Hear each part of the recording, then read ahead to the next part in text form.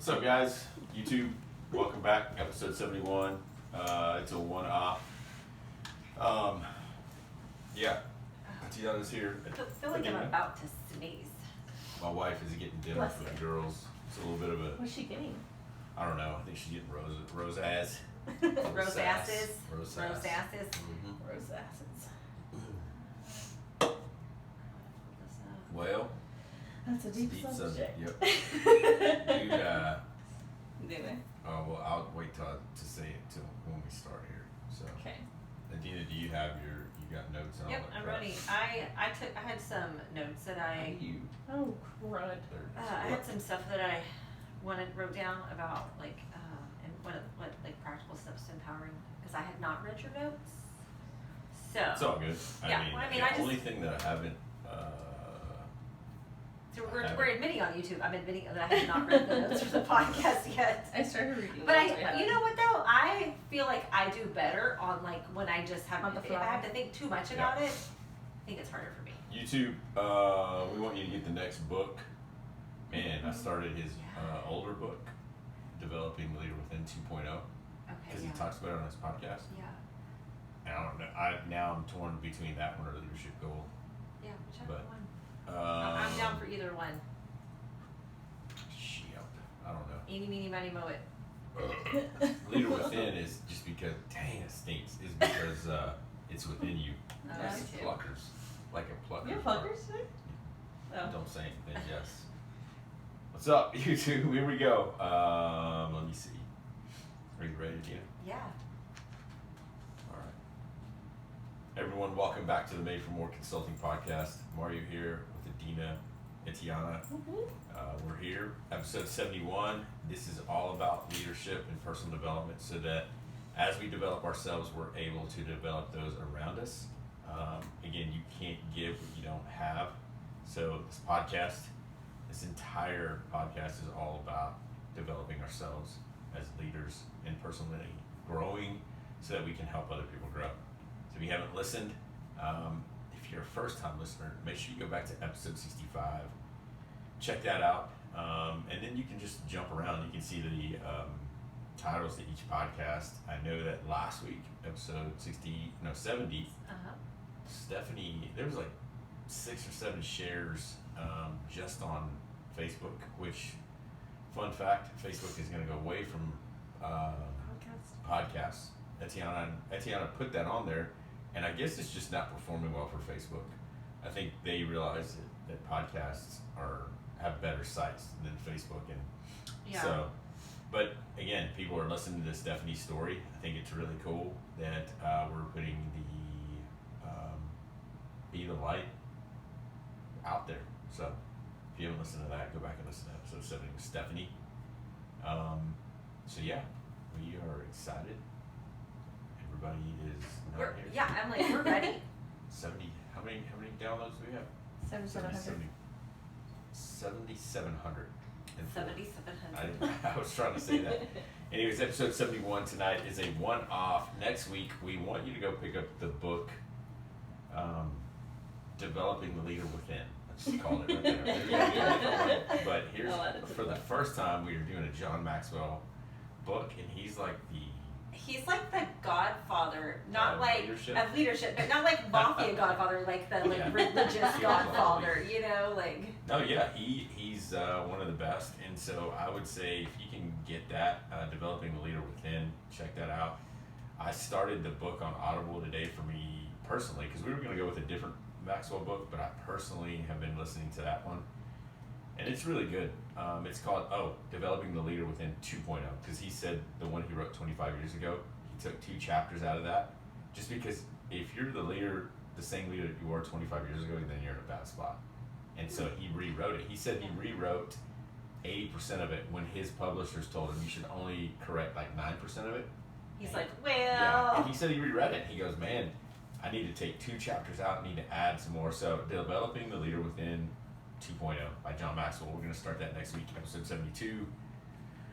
So, tonight is a one-off with some of the things that we've talked about. I know, Adina, you and I have talked about this And whether or not we were intentional about this with Etiana, with tons of clients and teams and people. What I think is interesting is this is something that we talk about, like just not about the podcast, but just about in leadership in general. A lot of it goes back to these two words every single time. Yeah. So 2 words tonight, they're going to be empower and equip. So you tell me, Adina, if someone's listening right now, why is this topic even important about empower and equip? The thing is that you have to do both, first of all. I think that sometimes leaders can be gifted in like equipping, like they can give them all the tools, but if you don't empower them, then it's useless. And the same thing, I can empower you, but if I don't equip you, then you're still not going to go anywhere. Yeah. So I think that it's just one of those things that when you can take both of these words and you can put them together and you can lead out of both of those places at the same time, you gain this momentum.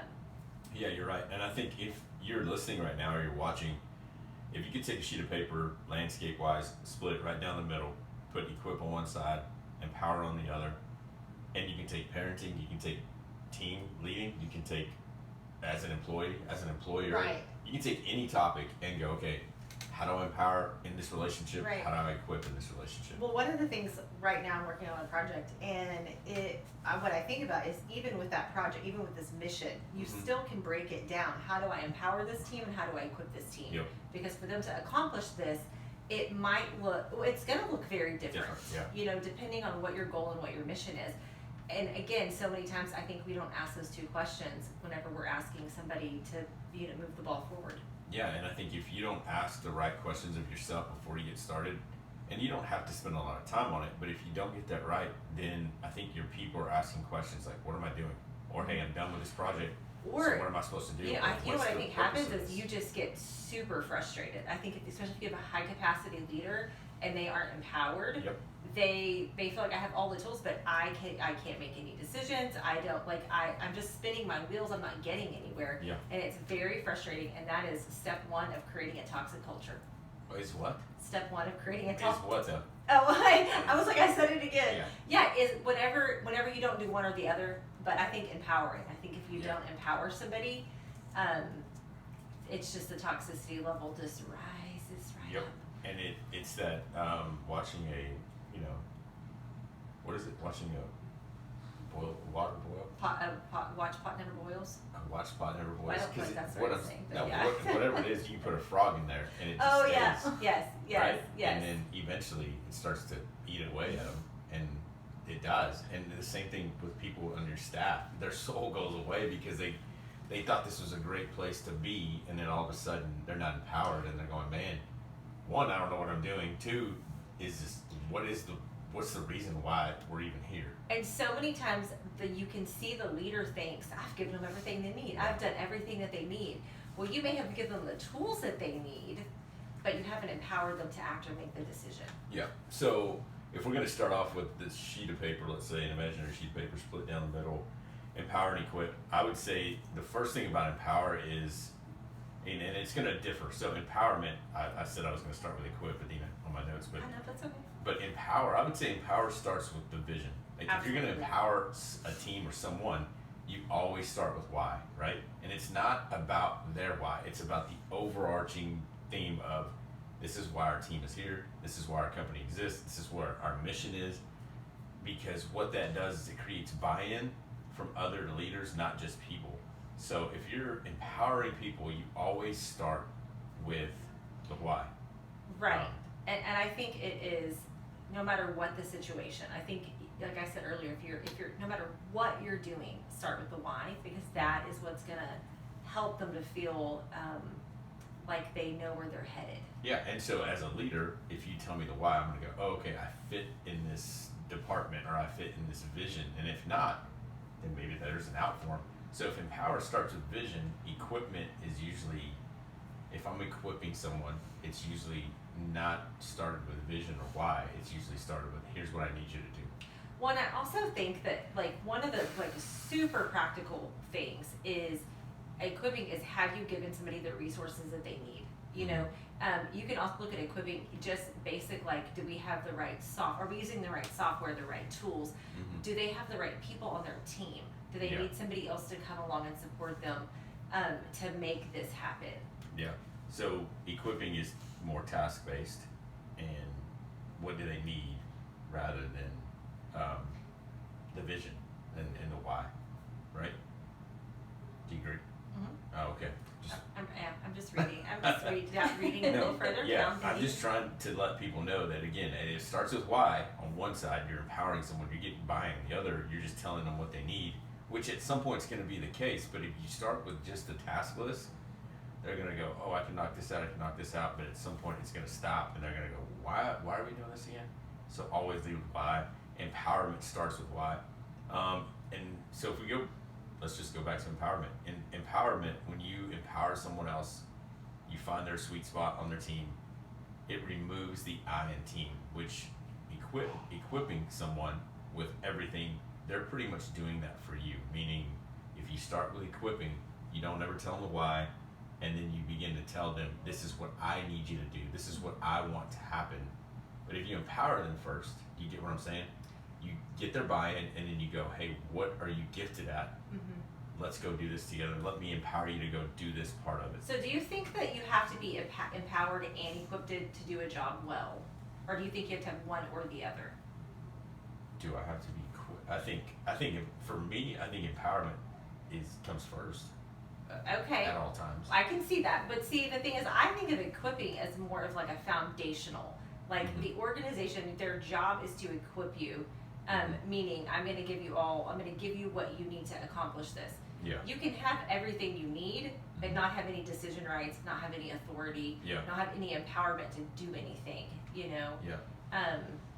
So I'm just processing what you're No, that's good. I get what you're saying. I just Right. think that if you came on my team and I empowered you to run with what you're gifted at, right? and you go, okay, hey, that's my role in the team. Can you give me this? And Right. I'm going, sure. But then here you imagine if you said, but you have no budget, you have zero budget, and you don't have any people to make it happen. Yeah. Well, you might have empowered me, but you really didn't equip me. You really didn't give me what I needed to make it happen. Agreed. You know, so I think there's a balance. I think most leaders are better at equipping because I think that comes easier. I think it's easier to say, Yeah. do this, do this, do this. Like you were saying, kind of just here's some tasks, go do this. But empowering, I think, is releasing somebody else to go do what they're really good at. Exactly. And that's why I'm saying I think it removes the I in team, meaning if you're empowering me, it's not just about the leader's vision. It's about my role on this team that I found a bigger calling within this team, and it's not just about my leader. She's allowed me to take on this part and run with it. Where equipping does come with that, like you're saying. Yeah, I totally agree with you. But I think in a perfect world, I guess in my mind, Mm-hmm. like if we were the team and I said, hey, Dina, you're gonna do all the Enneagram Yeah. conferences. Here's your budget. Here's all this stuff. Right. But I want to lead with why, which is, hey, we're here to motivate, inspire, and encourage, and build up leaders. How can you take what you're passionate about, which is the Enneagram, and make conferences, create a team, all that stuff, but it falls under the umbrella of we're here to create better leaders. Right. That you're empowered. Right. And I think equipping is more saying, here's what you're going to do. I'm going to give you a few, but Yep. come back and ask me for every. Yeah, I need you to run every yes. idea by me because Yeah. because you still feel like you need to make all the decisions. Exactly. So going into that, the next one, empowerment utilizes strengths of others, right? So Etiana has strengths that I don't. You have strengths that I don't. I have strengths that other people don't. Jamie, same way. But when you go back to equipping and you're going back to that leader of, hey, I need this. Hey, I need this. Hey, I need this. You're not utilizing the strength of that leader that's trying to go do things. So again, it goes back to what were we saying this on live? Like they're frustrated. Yes. What was that? Was that I live? don't know if we were. I don't I think think we so. talked about it before we started things. Okay. Yeah. Well, going back to a frustrated employee. Yes. They don't want to keep going back, because they're going, empower me. Here's what I need. Can you equip me with this? Rather than, hey, yeah. And empowerment takes a lot of trust, and I think I think that one of the ways that comes out is by, the leader using their people in their strength zone, Mhm. is asking like, hey, like I know you're really good at this. tell me about this. Tell me how I can do this better. Tell me how Yeah. we can do this better. Yep. You know, that builds trust, but it also puts everybody on the team in their Right zone, seat. in the right Right. seat, in their sweet spot. So if you're listening right now and this throws your complete organizational chart into a spin, it should do that if you're leading from equipping rather than empowering first. You see what I'm saying? Because I could see someone going, I've been leading the wrong way for all these years. Well, good. I'm glad you acknowledged it. However, how do you get to where you just said everyone's on the right seat? Right. You just go, hey guys, You know what you do? let's start with why. It takes a lot of vulnerability, I think, Oh, yeah. for a leader to Oh, yeah. say, you know, basically the way we've been doing it, it's been working, but it's only gotten us this far. Yeah. You know, right now it's time for me to step back and to trust my team, even if I don't know what that looks like. Yeah. But I believe that my team wants the best for the organization, wants the best, you know, for the company, and that's the choice I'm going to make. Yeah, and so if you're a team or a leader that has started equipping first, and you just said what you just said to me, it creates more trust in me to go, wow, he's going to empower me, she's going to empower me, so I'm going to stay on board. Where if you never admit, and you're always right, and you're just going to tell me what to do, then that's as far as we've gone. What you're getting right now It's always is as far. gonna be good. What's funny is I was listening to Maxwell this morning, and he just said, I've never met a leader that said, I'm okay with where I'm at right now. And if he is or she is, you might as well just go I'm get buried. He good. goes, go dig your grave and let me bury you. Well, you're done, and you're not Because going to go any further. All you're going to do is go backwards. And if you're that leader, guess what? Your entire team is probably the most frustrated team on the face of this planet. Well, they haven't stuck around very long. Yeah. I mean, Or I'd ask, what's yeah. your turnover rate like? Who are you developing? And most of the time, that's no one. So I think that's vital to go when you. If it's all about you, then you're not utilizing others. But if it's all about the team and you're utilizing others in their strengths, and you have them on the right seat of the bus, then that bus begins to move forward. And I get it. They're like, for us, we can't pay everybody. But what if you say, hey, you know what? You may have to play two roles, Adina, and I'm going to empower you to do what you're passionate about. But what one of these other roles can you pick up? And you go, you know what? I don't like social media, but I can do this. What's expected of me? Can you equip me with what I need? I've been in that situation way too many She's times. had it. I was like, I'm about to leave. Yeah. Because I think a lot of times though, what you said that was different is you said, I'm going to let you do what you're passionate about, and can you also pick up another role? Yeah. And that's where some companies may be. Oftentimes, I feel like it is, we need you to do this, and this, Yep. and before it, like that fast, you're doing nothing that you're passionate Yeah. about and everything that you can manage. And So, is, I mean, businesses get there all the time, and that's, you know, you have to be able to take a deep breath and take a step back and say, how did we get here? Because it's one of the books that we read talked about how you drift away from like your values. You drift away from that. It's a slow thing, and you have to stop and, you know, turn it back toward the mission and the vision and what's right for you personally. Yep.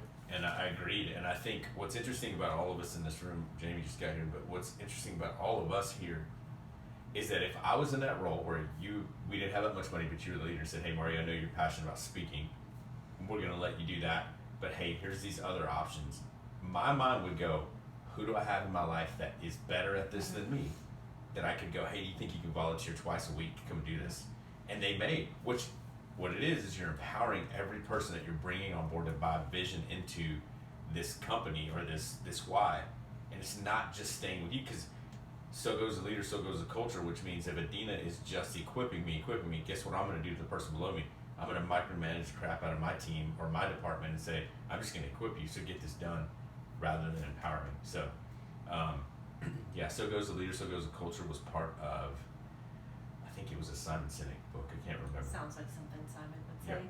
So one of the things you mentioned, Adina, in empowerment, on the empowerment side, is trust is passed on. Where equipping, I think trust is kept within maybe a few people, or there's just a lot of micromanagement. I think with equipping and trust, I think the two aren't even, like, if I'm just equipping you, there's no exchange of trust. I'm not building that relationship. I'm not building that trust. I'm not building you as a leader. And so I don't even know if that really even goes together. Equipping just seems so like transactional. Which means I'm going to come check on you all the time, which in turn goes into micromanagement, which is why are you over my shoulder all the time? Why don't you trust us? And I think it's so easy to get down on leaders that's all they've known, but you have to remember that if that's where the environment you're in, that's as good as your team's ever going to be. I think that if you look at it as like a scale, they both have to raise at the same time. You know, as you're giving somebody more empowerment, you also have to equip them at a higher level. Yep. You know, and I think a lot of times I think that's through leadership and Totally. you know, like learning and doing Yep. other, you know, being challenged in other ways. But I'm trying to think of like an example, and I think of you guys in the band. Like if Jamie's the lead and she tells them the why, she's not going to go over there and tell Bob, I need you to play this key at this time. No, she's empowering to go, here's the songs, go learn them, and when we get here, we're going to practice, and then when it comes time to play together, we're going to play. Same thing with backup vocals or vocalists, drummers. Jamie's not going to go over there and say, hey, let me have the drumsticks, I'm going to play, and then you watch for a little bit, and then I'll give them to you. It doesn't happen that way. You empower the band to go, you're an instrumentalist, you play, we sing, and it all comes together. Because if you micromanage anyone on a band, yeah, good luck with that. They're already weird people anyway, so. Hey. Musicians, Stop. just No. kidding, musicians Stop are amazing. it. They are amazing. Wow. The only reason I said that is because It's my so wife's rude. over He's there. backtracking. So Adina, we said empowerment, trust is passed on. And one of the next things we said is empowerment. Team members know their role, rather than me going back to my manager or leader or when equipment and going, hey, I'm done with this. What do I need now? I think And don't listen empowering, right I now. think to add on to that is team members also know what the definition of success. What is success in this role, in this project, in this, how am I going to be successful? That's empowerment. Yeah. Because I think what happens, you can know your role, Mhm. but you can still, I can know it, I'm just not doing anything about it. You Yeah. know, I mean, like that is really, I think you have to know, what am I striving for in here? Mhm. Because that's how I'm going to be empowered to make things happen, is to Yeah. have a goal to go for. So you know the roadmap, right? So if Yeah. if we're empowered, if we're the team of empowerment and we know the why, that creates the roadmap, which creates the win, which creates where we're headed. And so if I finish with a task and we're all bought in, I can maybe go to you or Tiana and go, hey, what do you need help with? Where are we at? What else can I do? What else can I do? Rather than going back to that same manager or leader and saying, hey, I'm done. What do you need me to do next? Hey, I'm done. What do you need me to do next? And again, the frustration of that leader has to be like, why did people keep coming back to me? And it may not be anything Or- they've ever known. Right, you know what, I mean, what I've seen is that the team member, they're done and they don't come say, what do you want me to do next? Oh, They- yeah. I mean, Yeah. really, they Yeah. don't. They just kind of sit there, Mhm. and I don't think it's that they're not a bad employee, they're not lazy, they've done what you ask them to do, and they just don't know. Yeah. And a lot of times, they don't feel that, like, comfort level to go back to the leader and say, like, okay, like, I don't know what to do now, Mhm. you know? Yeah. And so I'm gonna need you to tell me something to Yeah. do. Yeah. You know, and I think that also goes back to that if that's the case with you and your employee, then they are not empowered because they don't feel like this is my playground, my lane, Yeah. whatever you want to call it, and I'm fully empowered and There's no trust. yeah, there's no trust. And it goes, and again, just like, Maybe we should do one on trust. well, just like leadership, yeah, maybe. Yeah, And maybe one of us can make a note on that. I don't know. I'll write that down. I'm reading the whole book on that right now. So, do you have trust issues? Yes. Oh my Okay. gosh, I just wrote that down. I was in a meeting and we were talking, and I was like, I have trust issues, even at work, you Yeah. know, for different reasons, but for sure. So just like empowerment is a. Why do you call me out like that? Do you have trust issues? I didn't know you were gonna say yes. Empowerment is Just like that? empowerment and leadership compounds in a positive way if you're empowering. It can also compound in a negative way where you're saying Yes. like, Yes. hey, I'm not gonna go ask her what I need to do. I'm just gonna chill. Well, then the frustrated leader comes in that doesn't take ownership and goes, why are you standing around? Yeah. What are you doing? Here's what you need to do. Yeah. Go mop the floor, whatever. And I'm like, okay. It all starts with that leader. Well, and I think too, it equipping goes their back to empowerment. you've given. I've done everything you've asked me to do. I think it goes back to that micromanaging, Mhm. because They're- you can have it yeah. one way or the other. They're always going to be waiting on your call, Mhm. which sucks. Like, Mhm. what does she want me to do now? Mhm. and Oh I gosh, do not yeah. want to be that person. Empowerment requires communication to flow, but also goes both ways, which is up and down the chain of command. Meaning, if I'm an empowerment leader, I don't mind if someone comes and communicates with me, like you just said, that door's open, right? But if I'm also empowerment, it goes down the chain of command, meaning, here's where we're headed, and I need to, whether it's, I don't want 15 meetings a week, but there's key meetings that have to take place with amongst team key leaders. That empowering leader knows where they need to get to. They know how they're going to get there, know why they're going. So they're going to communicate up and down the chain of command, and they're going to take communication from the boots on the ground who are actually doing things. However, if you're just equipping, I think it's that, and I know, hey, I'm going to give you all the funds, I'm going to give you the budget, I'm going to equip you with all this stuff, just go do it. I think sometimes the communication is minute, like very, very limited, and I'm just going to come check on you, and if something's wrong, I'm going to let you know it's wrong. Right, because it's, I've given you what you need, now I'm done. I'm done with you. Yeah, where it's that whole inspect what you expect. I think that kind of empowerment goes, I'm going to go check on you, or let me walk with you, we're walking as a team.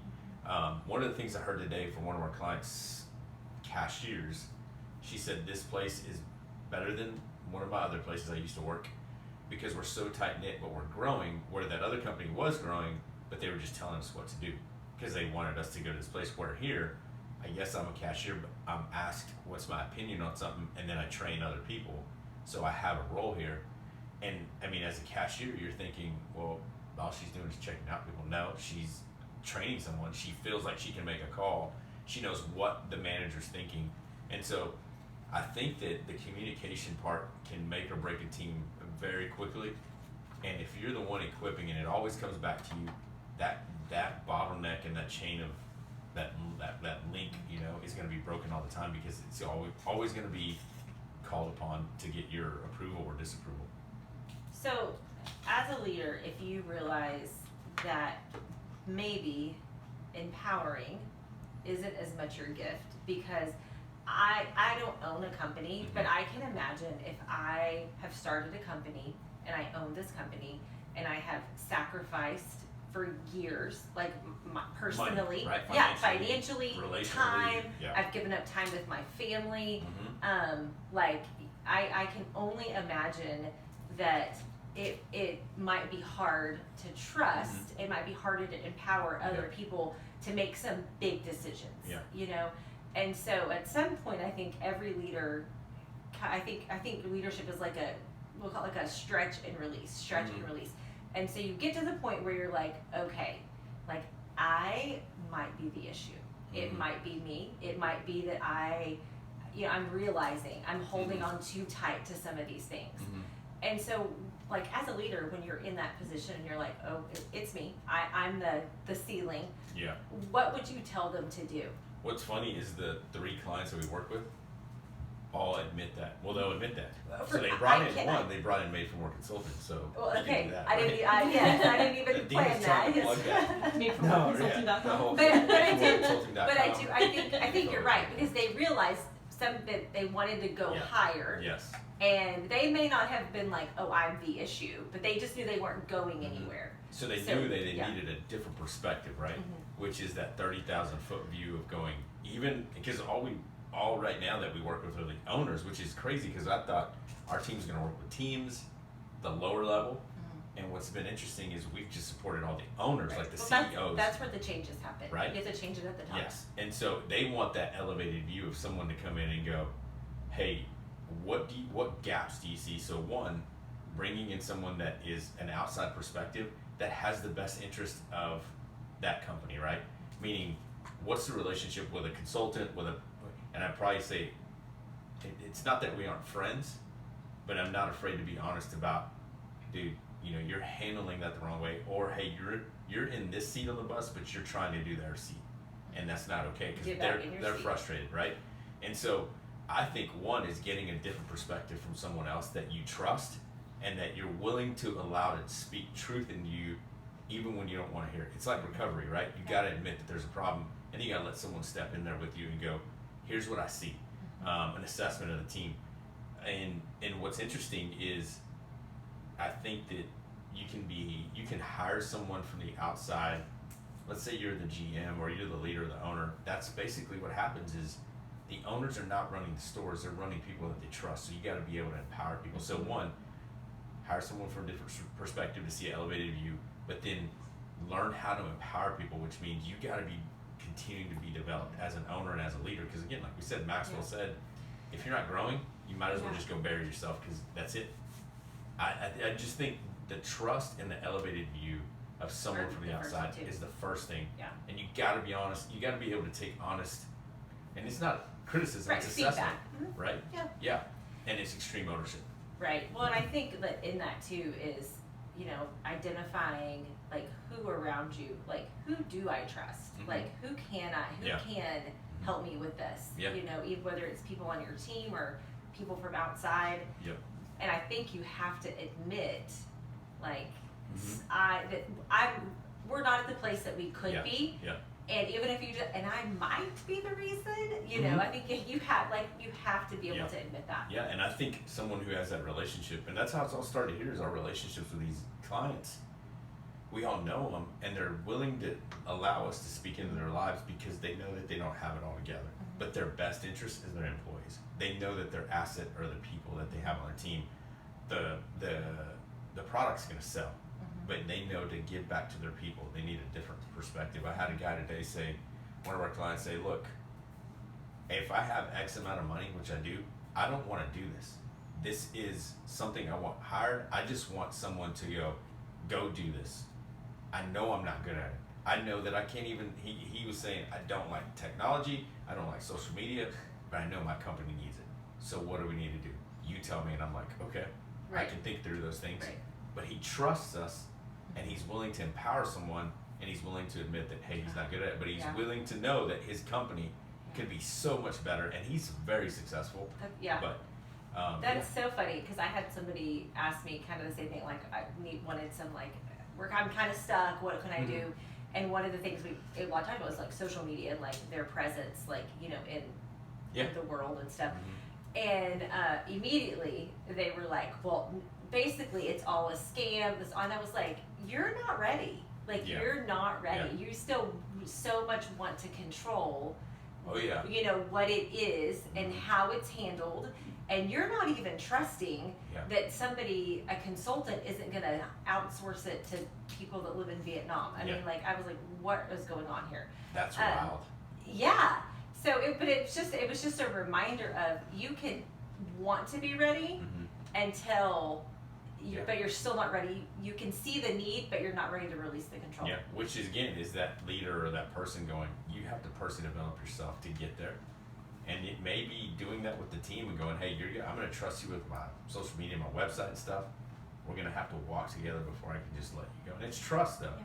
And it doesn't have to happen overnight, but you have to be ready because, again, you're either the bottleneck or you're the person. The rocket. Yeah, whatever you want to call it. I was like, the bottle rocket? Yeah, you're the bottleneck or the bottle rocket. So here's my question. Okay, excellent. I don't even know where I was going. Here's what I was going to ask you.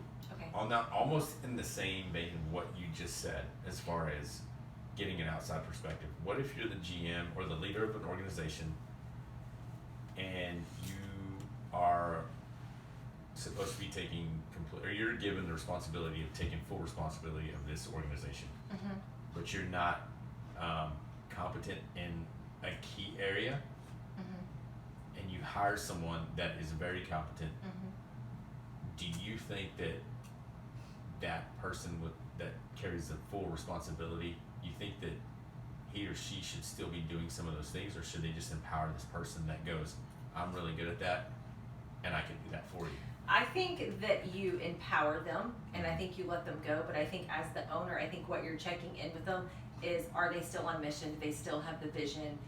Because I think sometimes in the beginning it's easier to kind of move off course a little bit, and especially when you're like, oh, we're gonna run really fast this direction. Okay, wait, like our vision of the company is this. Yeah. So I think that's what you kind of hold on to, and that's what you hold in front of them, and and that's what you meet about, and that's what you talk about, and I think that as an owner, you have to have some kind of goal, and so like it's like, what are you doing to get us to? We want to buy 4 more stores in the Yeah, next, yeah. 3 years. Mm-hmm. And like, how are you contributing to that? Yeah. So that way it keeps them on track with that. Mm-hmm. But I think like using social media, I'm like, get out of their business with social media. Don't ask them, like, why are you posting at this time? Like, Yeah. get out of their business. Yeah. Like, trust them to do their job and do it really well, but inspect that they are still on track. DNA, brand. Yes, whatever, yes, right? with their mission and the vision, with their brand. That's Absolutely. awesome. And the reason I bring that up is because, again, somebody that was over an organization had somebody that was an assistant, but she pretty much did everything that he was supposed to be required to do. But it just meshed that way. Like, she was like, I got this. You do what you are doing and let me do this part. Yeah. And he still was responsible for everything that happened. But it ended up going, man, these two work so great. Right. And it just happened to be that way in this place. Yeah. And it's not always that way, but it just works that way. So I go, there's sometimes those unique areas in companies or organizations where two people are kind of the go-to. Absolutely. And to adjust in that way. So that's good. So empowerment. Team members know their role. Empowerment requires communication. And I think the biggest one is this next one. Or what do you want to say? Yeah. So in an empowerment environment and organization, people will always get developed. Yes, develop leaders. Because if they're not developed or they're not being developed, then it's on them. Meaning, hey, if I'm taking you to conferences, if I'm giving you books, if we're doing podcasts, and you're not being developed, that is, at some point the leader goes, hey, what's going on? You're not showing what everyone else is showing. But in a equipping environment, I think that, hey, here's a book, go read it. That's it. Or, hey, Right. I need you to do this. I thought about that when you were talking earlier. I thought that was an example. I thought it was that, equipping someone, maybe handing them a library card, and be like, here you go. You go to the library still? Yeah. A A library kind of. card? Yeah, Do they have kind of. cards still? Yeah, they Is it actually digital? do. I haven't been, and I don't know It's how a little many. barcode. Okay, go ahead, sorry. Whatever. Anyway, but like empowering them is developing them. Yeah. Walking with them through that. So, yeah, go ahead. No, I'm just thinking what you were saying. I didn't know if you were going to cough or not. But what I'm thinking is what we were just talking about with the camera off, and we won't say any company's names, but you have to walk with your team, because at some point, she's off in that field, he's off in this field, and I'm going, where's everybody at? What are we doing here? And I'm not saying you have to have 1 million staff meetings, but at some point, you have to meet with your leaders to go, are we on brand? Are we on point? Are we on the right map? Are we on the right road? And even if we take a detour to go pick someone else up, we're still going in the right direction. And if no one knows that, man, you're just equipping people for what you want, Right. and not what is best for the team. And there's a difference in like making things happen and moving the ball forward, and I think a lot of times that's what happens is when you equip somebody, they're doing the day-to-day, they're getting all the tasks done, but you're not really getting any closer to your goal. Yeah. Nothing is really moving forward. Or the check-ins, right? Yeah. Adina's doing all the stuff, and I don't know where she's at, but she's doing the stuff because I see her getting things done. But if we don't have a check-in, like, hey, how's it going? Right. How's life? Or if you're off for 2 weeks and I go, where's she been? Well, one, you don't know your people, which is that's a big red flag if you don't know your people. And I think in an empowerment situation, if you're empowering people, you're learning that your growth is going to be passed on to them. A growing leader is going to grow the people around them. Well, and I kind of feel like empowerment, like a empowerment leader check-in, is one where we sit down and I say, hey, I've thought about this, and I see this and this and this, and I've made this decision and I've done this, and you're like, wow, good job. Like you have within your lane, you have moved everything forward, and you didn't come back and check on me. And I fully believe that if you can create that relationship with your team, you're gonna move so much further, so much faster. Yeah. Because but it's consistent, right? It's consistent, right? Because you can be great at a lot of things, but like everybody only has, we call it like the window of tolerance, your bandwidth or whatever.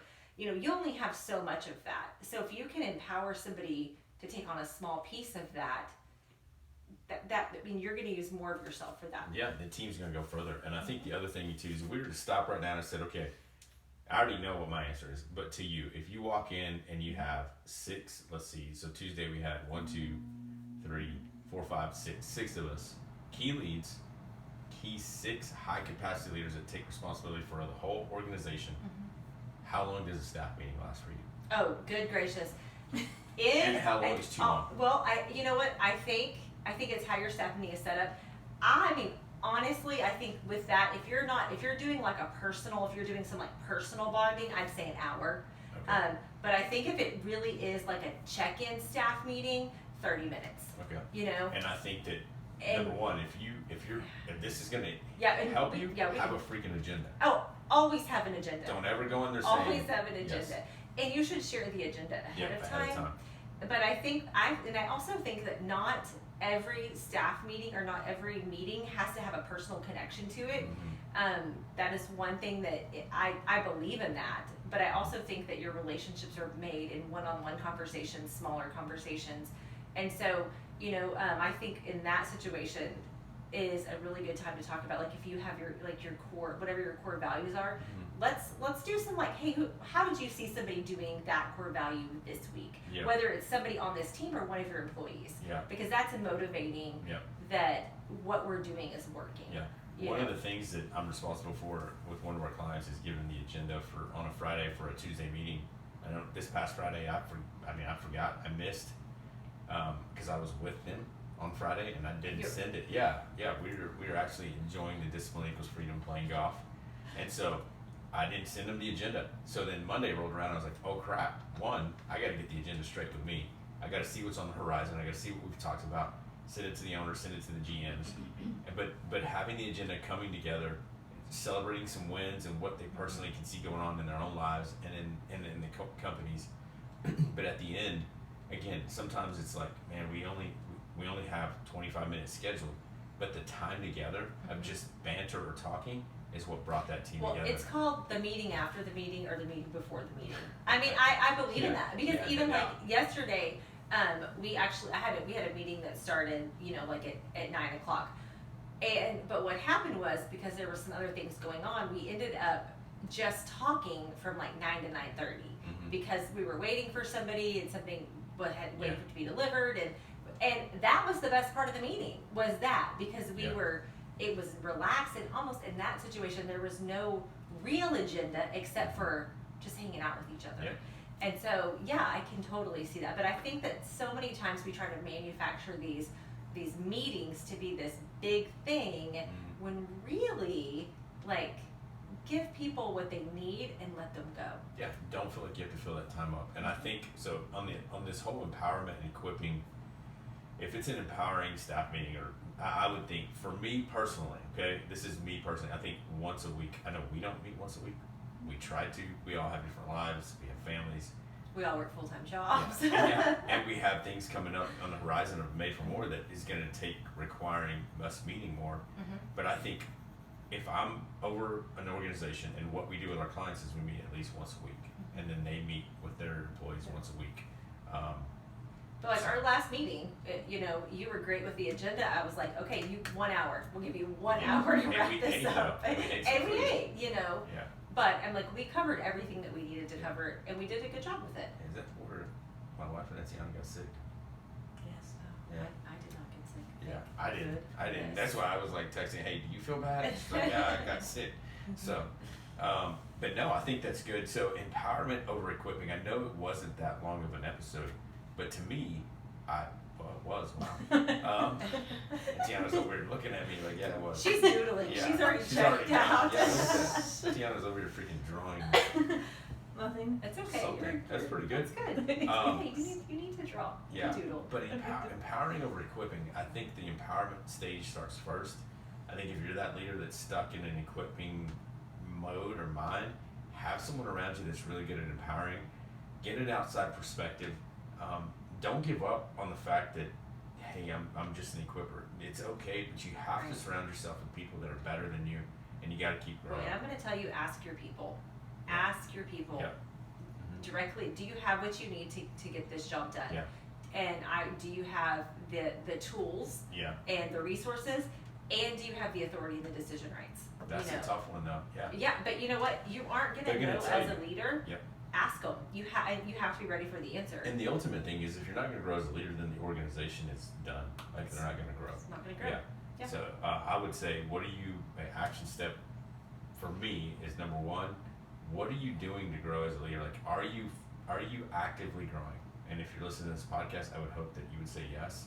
But like, what are you reading? What are you listening to? What are you doing to grow? And how are you passing that on to other people? Whether that's your leader, whether that's to your kids, whether that's to your spouse, whatever it is, what are you doing to grow?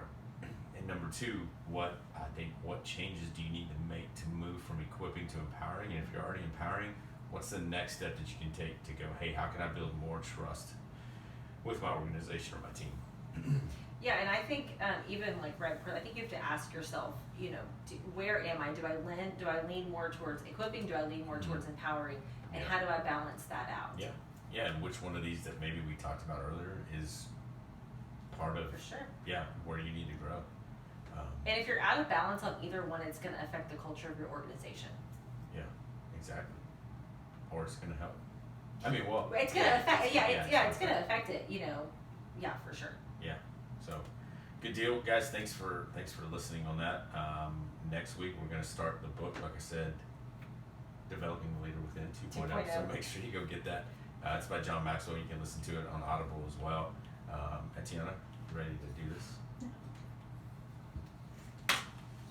Come on, girl. I know. You get no dead time on podcast. sorry. Oh, Snap. wait. She broke the mic. I did not break this mic. Is it there? Yep, you're Right good. There you go. spot? Perfect. All right. So every week we like to remind you guys to follow us on social media. That's at Made for More Consulting. And I know I say it. I feel like I say it the same way every week, but really it's just important to build the community. It's nothing is easier than growing with people that you enjoy spending time with. So we do it as a team. You do it with your friends. So let's do it as Made for More Consulting, and just continue to grow together. I think it's the best way to like get connected with other people who are like-minded, other people who are looking for help and for growth opportunities. It's just a great way to connect with everybody else.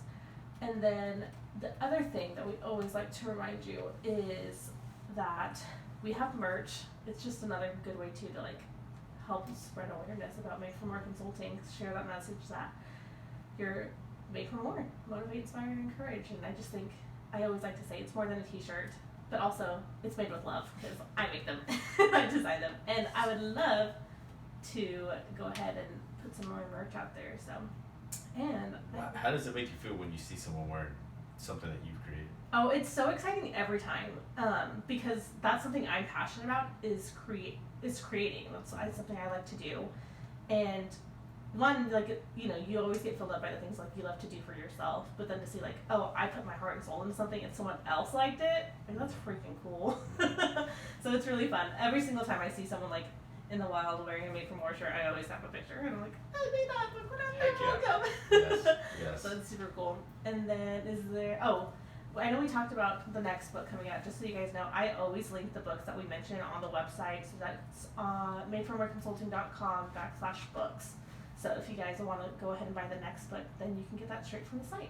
And if they haven't listened to previous ones, they can go back and get the old books too. Yeah, all the books that we've ever mentioned. And we even say like what episode we mentioned them in, and I try and put as much detail into that. But don't forget, there's something that's coming in October, right? Yeah, it was on our social. We actually announced it, I think. Yeah, I think we did too. So just putting that out there, guys. Just something to look forward to. Stay tuned, as Mario would say. It's hard to say Mario. I always want to claim Mary. No. All right, and that's it. Yep. Cool. Bye, guys. Yeah, and like Adina said, like Etiana said, What can Made for More do for me? what she said? What can Made for More do for me? What do you mean? What? Yeah. I'm lost. Like, Yeah, what does Made for More offer to other people? Oh, I see what you're saying. Good job, Jamie. My wife had asked a question. Yeah, so when you do join the Made for More community, one of the things that we do for our clients is just continue to help build and mentor our clients, lives, but also organizations to help their organizations grow. And the 3 clients that we have, man, it is so cool to see that we have an impact in their home life, but then also in the community of each one of their employees. So like Etiana said, when you become a part of the community, it's much more than just a podcast. It's much more than a shirt. You're having an impact that someone else is living out in an organization or here. So she said something is coming in October. Go check out our post about a conference and what it looks like, and it's going to be exciting. Thank you again for listening. Anything else you got? Anything else over there? Don't forget. When you started, I'd just go blank, and I'm just completely blank right now. Thanks for listening. Continue to support us, and remember, we exist for more. We're here to offer more. We're here to offer more. Don't ever give up. Every single one of us is made for more. We'll talk to you guys later. See ya. You You completely too. threw me for a loop. Oh my gosh, I was like, wait. I don't know why you don't write it on the bottom No, of your because I notes had it every week. memorized. You And I would have think you it would know like it it's by what now. I live by. But then 71 when she episodes started, deep. when she starts it, I'm like, Don't forget. Yeah. oh crap, how does it go now? And, yeah, so. I told you to. 71 episodes deep. And you're we still can't like, remember it. I can't. All right, YouTube. We'll talk to you guys later. See ya.